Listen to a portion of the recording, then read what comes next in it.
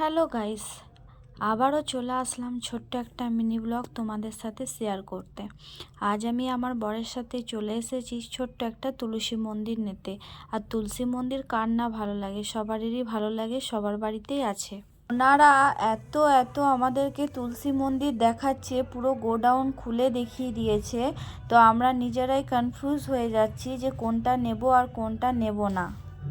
তো ফাইনালি এই মন্দিরটাই আমার বরের পছন্দ হয়েছে, যেহেতু আমার বর বলছে এই মার্বেল পাথরের মন্দিরটাই নেব, এটা খুব সুন্দর।